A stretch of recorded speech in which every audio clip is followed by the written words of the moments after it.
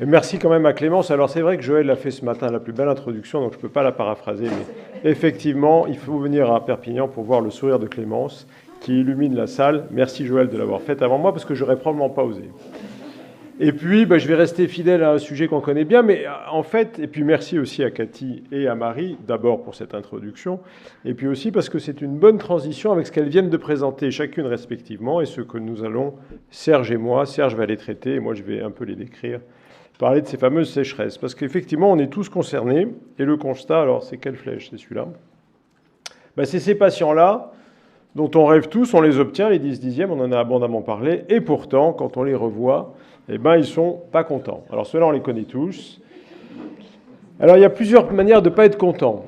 Il y a celui qui vous dit, depuis l'opération, c'est l'enfer, j'ai mal. Celui-là, il est presque facile parce qu'il a mal, donc on va peut-être l'aider.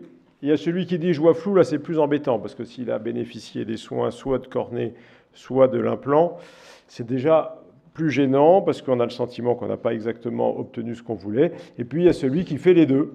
Alors celui-là, il voit le professeur, mais pas seulement, hein, ça c'est un peu le truc, et surtout il en veut un peu à tout le monde, surtout à celui qui s'est occupé de lui en dernier. Alors on va essayer de voir pourquoi cette surface pose des problèmes. La première histoire de la surface, c'est que ça reste quand même une entité fragile, en particulier ce film lacrymal. Je vous épargne dans les 10 minutes toute l'anatomie de la surface. Et qui dit mauvais film lacrymal, moi aussi j'ai droit à la coupure. C'est dommage parce que c'était juste là les... Ah, c'est mieux? Ouais, ok. D'accord. Oui, qui dit mauvais film lacrymal, dit probablement mauvaise vision. Alors, je vais reprendre un peu l'explication de Florent. C'est dommage qu'il ne soit pas dans la salle, parce qu'elle était très bien faite avec sa cornée et son milieu extérieur, et c'est vrai, il a raison. Un détail près, c'est qu'entre le milieu extérieur et la cornée, il y a quand même un élément supplémentaire, et cet élément, bien sûr, c'est le film lacrymal. Et selon dans quel état il est, ça va en effet retentir sur le rayon de courbure de la dite cornée, de façon plus ou moins importante. Alors si on l'enlève complètement, ces 20 microns de film lacrymal, qu'est-ce que ça va changer? Pas grand-chose. Un dixième de dioptrie, ça ne devrait pas franchement faire des choses compliquées. En revanche, si on l'enlève de façon irrégulière, ça peut générer des aberrations qui peuvent dépasser la dioptrie. Certaines études ont montré jusqu'à 1 dioptrie, c'est beaucoup. 1 dioptrie, le patient le ressent très clairement. Et c'est ce qui se passe effectivement dans la vraie vie. Il est là le cabossage du film, et effectivement ces dry spots sont là. Le patient qui va retravailler après, devant l'ordinateur, qui va conduire en fin de journée, va vous dire, oui, je les ai les 10 dixièmes, mais en fin de journée, je vois flou, etc.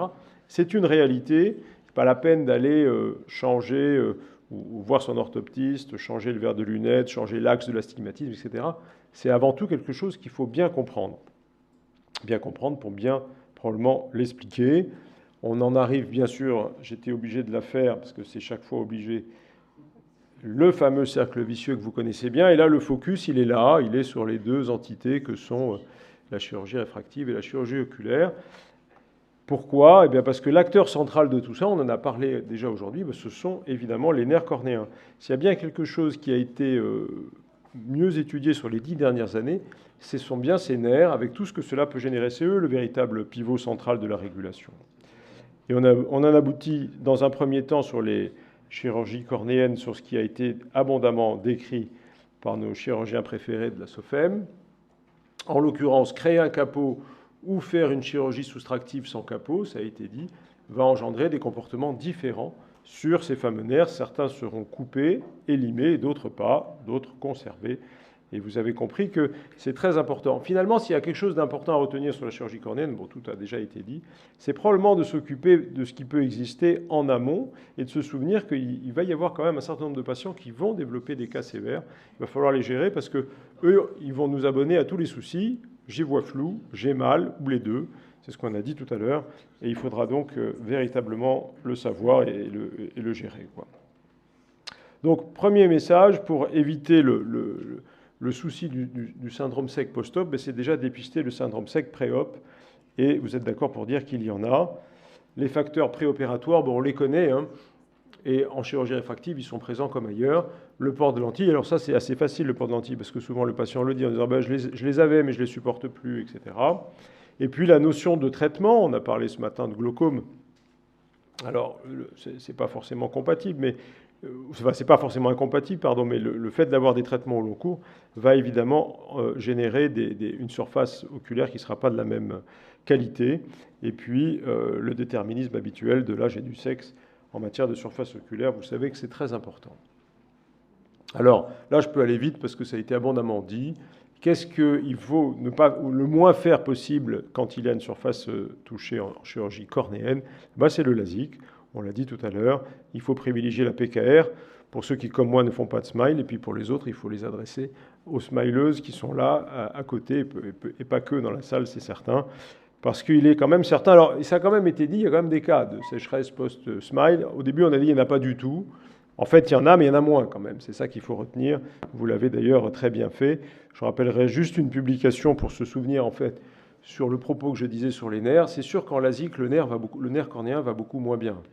Et au niveau du smile, vous voyez, c'est une photo qui ne m'appartient pas, mais très clairement, il y a une préservation de ce plexus nerveux sous-épithélial, et c'est quand même une bonne chose. On va vite sur la cornée, parce que quand même, ce sont des choses que l'on sait. Et on pense qu'on est préservé dans une chirurgie intraoculaire, ce qui n'est pas tout à fait vrai. Et là aussi, ce sont des patients qui nous embêtent. La chirurgie de la cataracte est aussi quelque chose qui conduit à se poser des questions sur la sécheresse oculaire. Alors là, on fait un espèce de patchwork avec c'est la faute de quoi? Est-ce que les antécédents, je crois qu'il va falloir les développer abondamment. Est-ce qu'après, on a un rôle pendant la chirurgie? On va le voir un petit peu. Ce n'est pas forcément le pire, mais on va essayer de distinguer les trois facteurs pré-, per- et post-opératoires. Et probablement le plus important, c'est les préopératoires. Il s'agit cette fois-ci de patients plus âgés. On parlait tout à l'heure de blépharite, c'est 60% de la population. Je pense que Serge en reparlera tout à l'heure. 60% de la population, ça fait beaucoup, particulièrement à l'âge de la cataracte. Et on avait fait une étude à l'époque qui était très claire. L'influence de la chirurgie de la cataracte sur le dysfonctionnement des glandes de mébomus, sans surprise, ça l'augmente avec une phase lipidique qui va moins bien à l'arrivée qu'au début. On l'avait très clairement montré.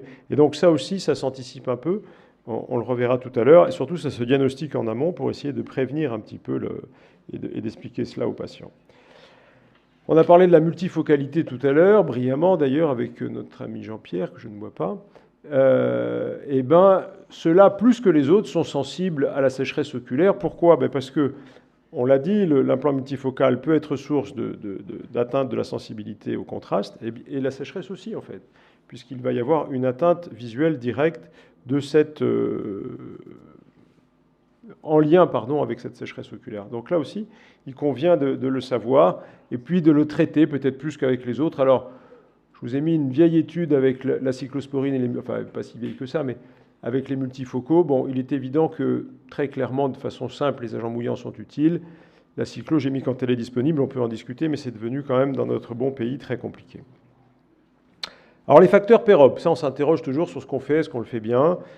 Est-ce que l'anesthésie topique joue un rôle? Pas vraiment. Est-ce que le temps opératoire joue?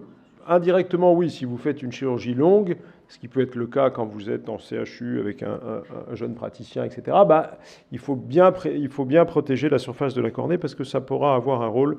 Et vous le savez, parfois, quand il y a eu du temps avec l'imprégnation de la bétadine, on voit cet épithélium cornéen qui a été marqué et qui probablement va être un petit peu moins bien dans les jours qui viennent. J'ai décidément pas de bol avec ce truc. Voilà, lubrification cornéenne importante. À un moment donné, on a parlé de la taille de l'incision. En fait, là, très clairement, les quelques études qui s'y sont rapportées, il n'y en a aucune importance. Donc, quelle que soit la taille que vous pratiquez, de toute façon, on a à peu près tous désormais une taille voisine de 2, plus ou moins inférieure ou plus ou moins supérieure. Ça n'y change pas grand-chose. Restent bien sûr les facteurs post-opératoires. Alors, l'hypoesthésie cornéenne elle n'est pas obligatoire, mais elle peut être fréquente et peut entretenir, toujours par le même mécanisme d'atteinte nerveuse, une diminution de la sécrétion lacrymale en post-op. Le traitement post-opératoire, et selon la manière que vous avez de le faire, vous savez que c'est quelque chose qui n'est pas très consensuel. Et rappelez-vous que si vous utilisez un traitement post-opératoire conservé, ce qui peut être le cas avec les corticoïdes par exemple, ou même les AINS, eh bien vous n'obtiendrez pas le même résultat sur une surface épithéliale. Le lapsus était pas révélateur du tout, parce que c'est bien une microscopie confocale d'épithélium et non pas d'endothélium. Et vous voyez que dans les deux cas, Ça veut dire que j'ai fini ça. Dans les deux cas, ça n'a pas exactement la même tête. Ben oui, il vaut mieux, oui, c'est un vieux réflexe. Et ça montre bien qu'un mois de traitement, c'est pas anodin. Donc pour ceux qui en font moins ou pas, il y en a certains qui en font pas, eh ben, c'est quand même très important. Alors que faire? Ben, c'est là que je peux aller plus vite, parce que Serge va le développer, mais le bilan, c'est sûr, et vous voyez que c'est pas 10, mais c'est 2 minutes qui suffisent pour le faire, avec un bilan extrêmement réduit. Je crois qu'il n'est pas forcément nécessaire de faire des choses compliquées. Un petit mot quand même de l'imagerie de ces glandes de mébomus. Je ne considère pas qu'elle est fondamentale pour comprendre ce que vous voyez très bien avec une clinique. En revanche, je la trouve très intéressante pour l'expliquer aux patients, parce que le côté un peu ésotérique du dysfonctionnement mébomien, ça peut plus ou moins coller. Tout le monde n'est pas forcément adhérent à ce genre de discours. En revanche, ce genre d'imagerie, ça lui parle. Hein. Ça, c'est très clair. Hein. Voilà l'état de ces glandes. Donc là, il peut comprendre avant qu'il aura des soucis après. Ça, à mon avis, c'est utile. Et puis les traités, on l'a dit, les bouchons, je les ai cités, mais ça reste quand même ma diapositive de fin. C'est surtout, je pense, y penser avant. C'est exactement le même discours dans la chirurgie de la cataracte que dans la chirurgie réfractive. Mais ce n'est pas forcément évident qu'on prenne le temps de le faire. C'est juste le message que je voulais vous délivrer. Et je profite de l'invitation de Clémence pour faire ma petite invitation aussi. Venez nombreux au COPS, qui sera la 11e édition, si vous voulez, à Tours, en novembre. Vous y serez les bienvenus. Merci beaucoup. Merci Pierre-Jean. Est-ce qu'il y a une question? Ou bien peut-être qu'on fera les questions quand on aura fait les traitements? Vas-y, Clémence. La bétadine, elle fait facteur d'agression en pré-op, oui. Si tu la laisses trop longtemps dans le cul-de-sac, c'est ça en fait. Hein. On voit ces épithéliums qui s'abîment, et c'est vrai que c'est un facteur. Mais comme on ne peut pas ne pas y déroger, donc on fait avec, mais il faut effectivement avoir un temps qui n'est pas trop long et rincer assez vite. Ouais. Est-ce que le gel anesthésiant que nous utilisons maintenant est agressif? Eh ben, moi, je l'utilise aussi beaucoup, je l'aime beaucoup, et je n'ai pas noté des surfaces tellement plus abîmées après. Je ne sais pas quel est votre vécu là-dessus. Tu parles d'ophtésique, là? On agresse moins la cornée. Ouais. Mais si on le met dès le début, juste après le blépharostat, c'est pas mal, je trouve. Mais effectivement, on arrose un peu moins. L'expérience là-dessus, c'est pareil. Ouais. Tu l'aimes pas, toi? Non, je le mets pas. Moi, j'adore, moi. Pas systématiquement, mais assez bien. Moi, depuis 3 ans, j'ai... Hein, je perds un geste. C'est un geste de plus. C'est... Alors, moi, dans mon expérience, depuis le Covid, je n'ai plus d'IA dans la salle, je n'ai plus de perfusion, j'ai plus de scope, j'ai plus rien. Donc, j'ai du gel et c'est vachement bien. Moi, j'ai un aide. Ou une aide. Et donc, non, je mets... Elle hydrate sans canule, parce que la canule, c'est la seringue sans canule. Juste Je sais plus comment elle hydrate. Oui, mais ça, il faut... le gel... C'est une fille qui m'aide, donc elle est douce. Le gel de Xylo, là, l'ophtésique, ouais. Je pense que chez certains patients, c'est un peu une fausse sécurité parce que tu vois sous gel, à la fin de la phaco, tu vois l'épithélium qui commence à devenir grisâtre.